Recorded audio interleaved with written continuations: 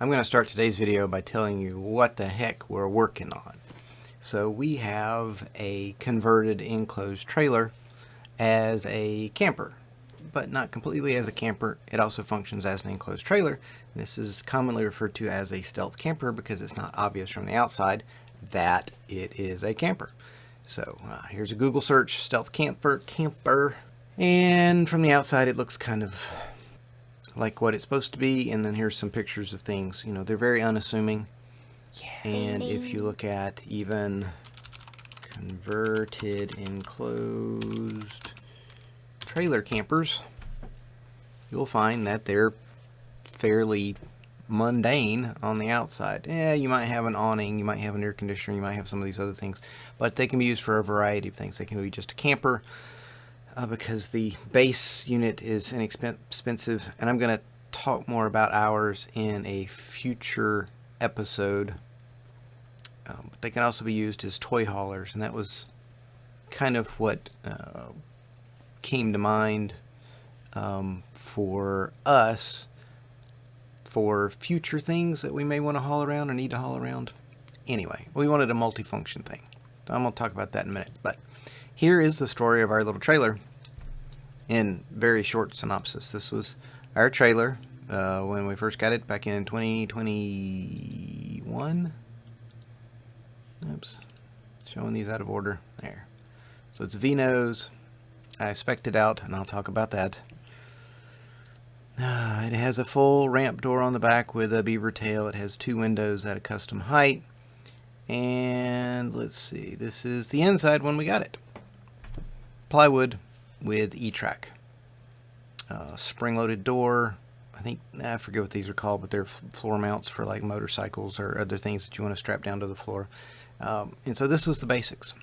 And we did some work on it on the inside, and this is us kind of testing it out in the yard. Like I said, very unassuming. It does have a side door. It has vents. So it's very much like a camper. And this was our storage on the inside, with plans to expand this. You can see where the paint is, that there was going to be some other stuff in different places. The gray is the color we wanted the walls, and this was my solution, my quick solution for getting us some storage. And this is an old cabinet out of our 1957 kitchen. I forget where it was exactly, but it was 36 inches wide, and I'll explain this in the video. 36 inches wide, about 12 inches deep, yeah, and about 15 inches tall or so. It was built on site when they built the house. It's a very sturdy cabinet. We never had it come open because of the type of latch mechanism that's there.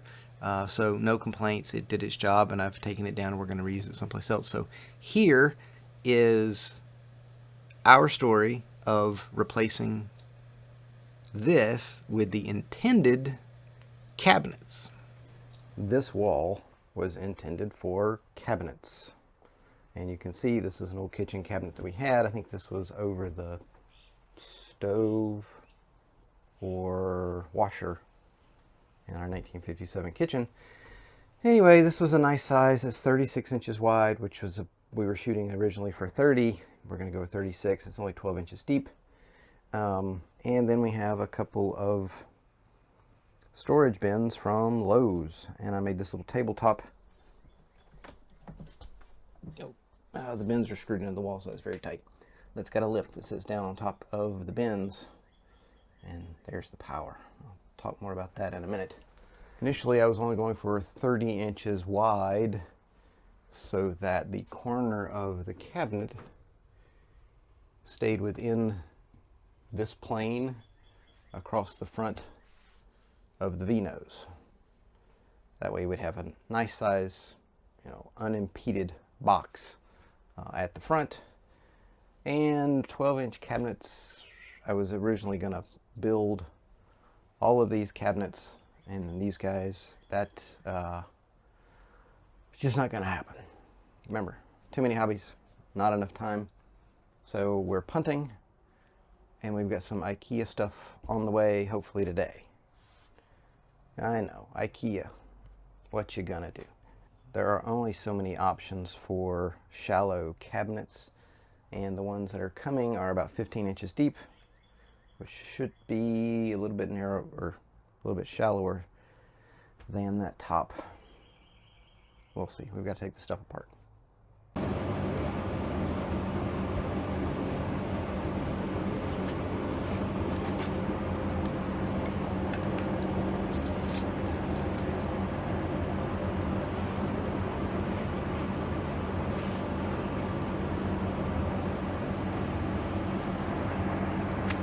That went a bit quicker than we expected. Now we're just waiting on the IKEA truck to deliver the cabinets. She's vacuuming out behind where the cabinets are going to go, and then we'll kind of work on organization. Everything that we had in those cabinets, well, in the cabinets in the bins, was very kind of disarrayed and still holding on from when we did the conversion, because we were anticipating using some of that for cabinets, like boxes and boxes of screws. So once we get the cabinets in there, that'll be the last of the major renovations that will require those things, and those things can come out. Tick tock, tick tock.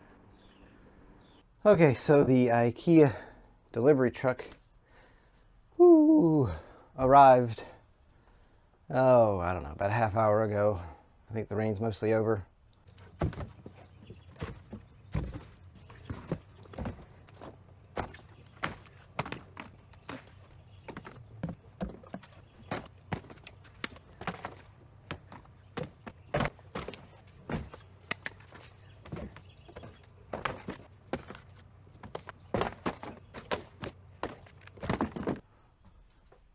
Doing time lapse over there.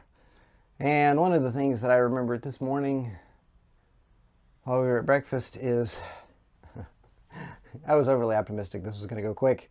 And then I remembered that IKEA flat packs everything. So that's 2 base cabinets.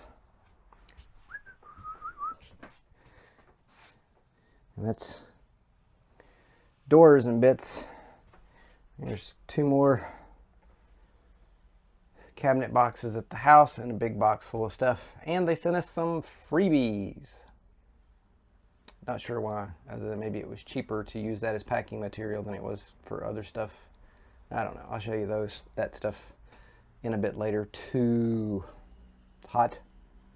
Okay, we have finished all of the tasks that we needed to so we could start doing the cabinets. Oh, there behind us. And I would like to say I've never put together an IKEA cabinet, but there's 2 more boxes for the wall cabinets, and then there's those boxes, and I think that's all of it. I have, as I was telling my wife, she's asked if I had an inventory of stuff. I'm like, no. I ordered 4 cabinets, and I got 5, 6, 7, 8, 9, 10, 11, 12, 13, 14, 15, 16, 17, 18, 19, 20, 21, 22, 23, 23 boxes. I think that's about right. And then 5 packages of hinges. We'll see how this goes. So this is the power distribution for the trailer. This is of my own design. This box was attached right here. And I originally had planned for 30-inch wide cabinets, and we went with 36-inch wide cabinets. So the cabinet now comes to here versus here. Somewhere over here to there. So I had to move all this over. Now I've got to trim this board down so that the cabinet is flush to the wall, and the cover overhangs. So I've got to trim that down too. One of those little things that, you know, hey, it looked like it was done so elegant. And this was also supposed to be covered up by a cabinet, and I decided not to build the cabinets. Joy. All right, we got the first cabinet up. Oh, that's the first mounted cabinet. There's the first base cabinet. We had to finagle some stuff. I got that moved over. We had to figure out how to make the IKEA stuff work, because they give you these corner brackets and it's meant to attach to some sort of IKEA strip. The base cabinets had this little black top hat. The top ones didn't. So I found some fender washers and inserted them. And just to make everybody feel a little bit better, I bought some construction angles and just placed them on the bottom. They gave us a ledge to, they're screwed into the wall, and they gave us a ledge to rest the cabinet on. And then now they're screwed in, and it's fairly solid. We're going to put the other wall cabinet up. I would test level, but the trailer is not on level ground, so we were measuring from the ground up.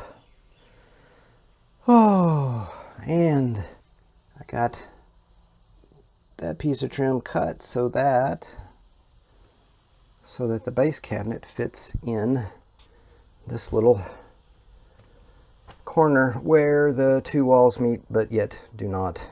And you can't see down there, which is great. Like I said, it fits in there kind of snug.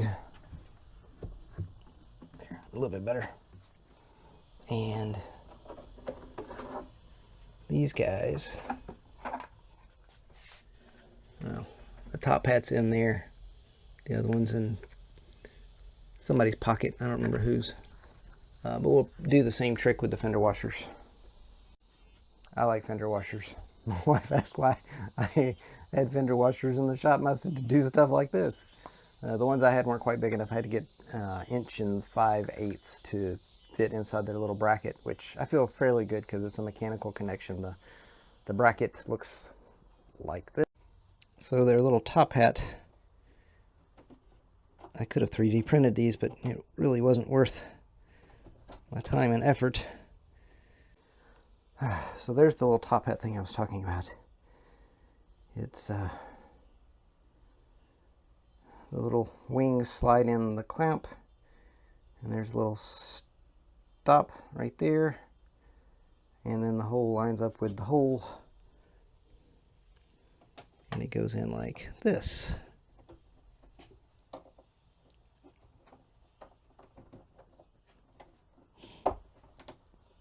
Well, I'm doing this one-handed upside down.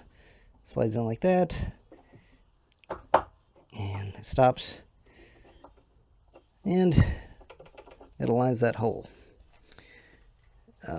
So you can see the bracket. There's my fender washer. Put a screw in there and it just pulls it to the wall. So I feel good about doing that.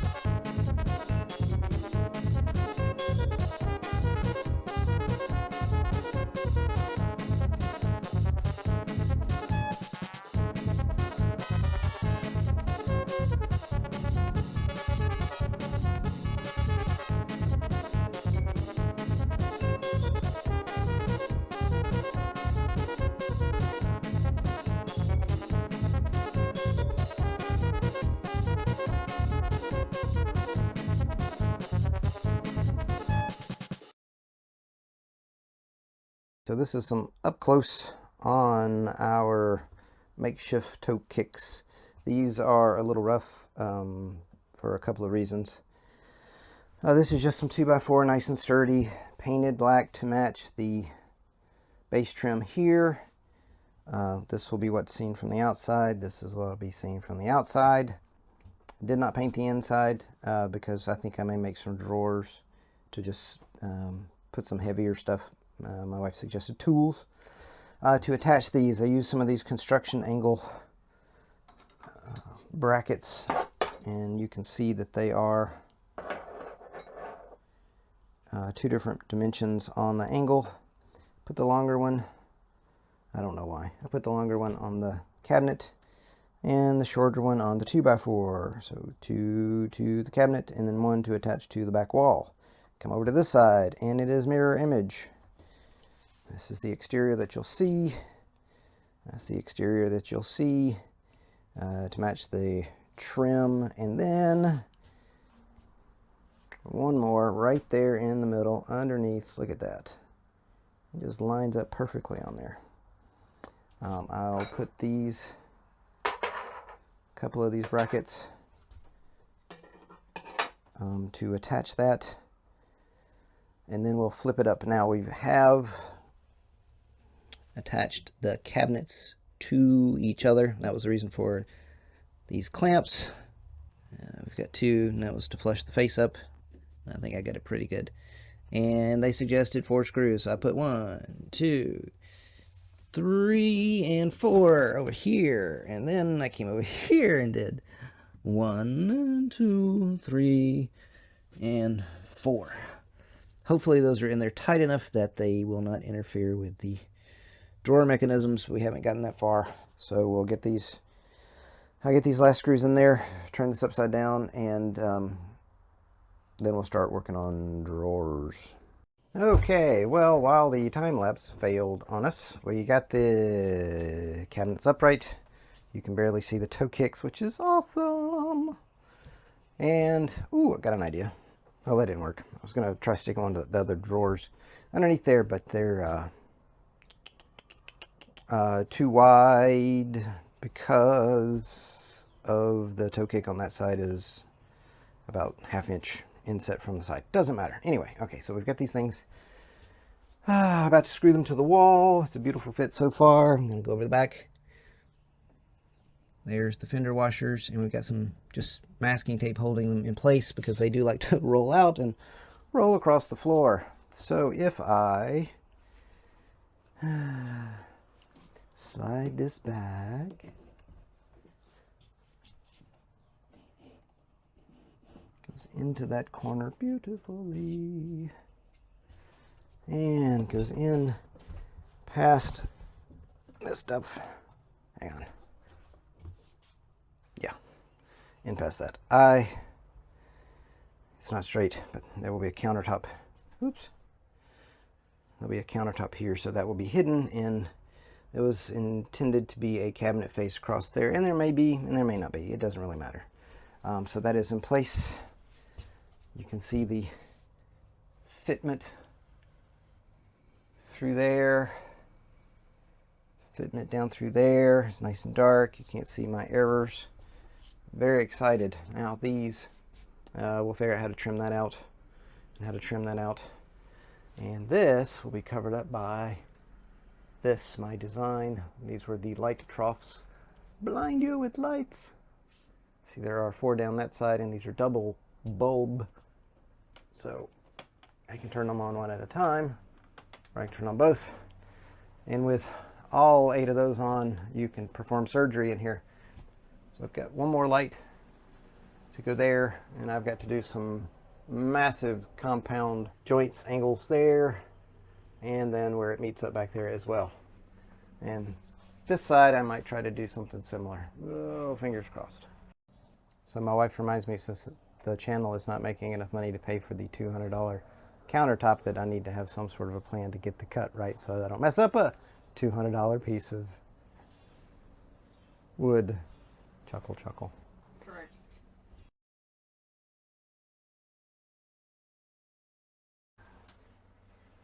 So what I have done here is this piece of cardboard fits into this side, and I'll do the other side here in just a second. What I've done, and I've taken another fairly square piece and I placed it into the corner, and then I drew a line, and there's the line. I'm going to take that same square side, and since I'm concerned about the corner, I go from this corner to that line to intersect at a 90-degree angle. I get that lined up, and then draw the line, and then I just extend that line back. And now we're going to do the test cut. I'm going to cut this piece off. This piece should slide up against this wall, and from here it looks fairly parallel. Fingers crossed. I've watched tons of people do this on YouTube. If it wasn't for YouTube, we'd all be a bunch of idiots by now. But or a bunch of idiots for watching so much YouTube. But you do occasionally learn something. That's partially my goal. And it just seems to be a simple process, so I may have oversimplified. We'll find out in a moment. Okay, I've just made my cut.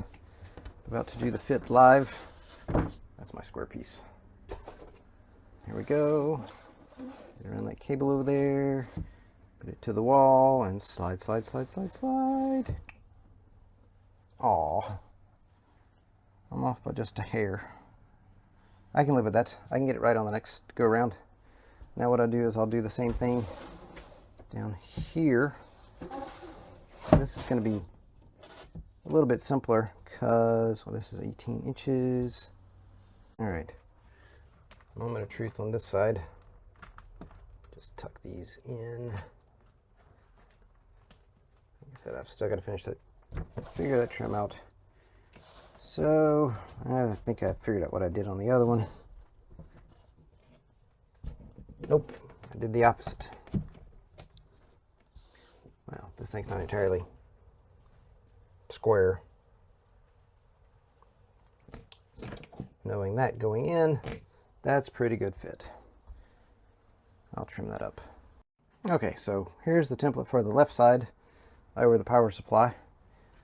I trimmed it off. It was ironically a centimeter off, and that's the intention is for that to be at a 90-degree angle to the wall, mainly to lessen this corner.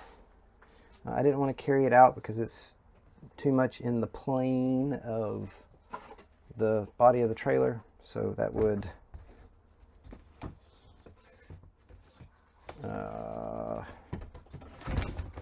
trying to do this with one hand. It would put it way out here, and that would cover up the floor ring. Although that's kind of nice, it gets into plans that we have for possible use with this E-track. So cutting it off about there is my intention, and that's pretty good size. I mean, you could do tall stuff over here. Not that you're going to, but you could do tall stuff over here. And you could even do some long-ish stuff underneath the bottom. And we will have a little bit of minute amount of storage back there. Again, if this was me building the cabinets from scratch, I tend to over-engineer so that they are at 100% capacity, which usually backfires, and we end up at like 95% capacity. But too many hobbies, not enough time, right? Yeah, so the centimeter that it was off, I trimmed that up, and that looks pretty darn good. Now this side, my wife hasn't seen this side. She hasn't seen the first side either. That's the angle I'm talking about. Okay, I see. Cool. Like that? Yeah. All right, now we're gonna wait for the rain to stop. We're gonna put some drawers together. Okay, after thinking about this all night and trying to determine the best way forward for making this template so that we only screw it up one time, I am calling on a method I saw our granite countertop people do. They came in with strips of wood. I don't have strips of wood, I have strips of concrete. I'm sorry, I'm Cardboard. pulling. What did I say? Concrete. Oh, concrete. Yep, this is concrete. This is the best, strongest, lightest concrete known to mankind. No, this is cardboard.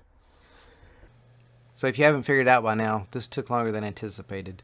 So instead of boring you for another episode, length worth of content attached to this one, I'm going to break it up into 2 parts at least, and plus a couple of other little shorter supplemental videos that will concentrate on content. So one of them you've already seen. Please come back for part 2, and then in a couple of weeks I'll do an episode on the conversion of the trailer itself to our stealth camper. Thanks for watching. I hope you enjoyed it. Too many hobbies, not enough time. It's a theme song, y'all.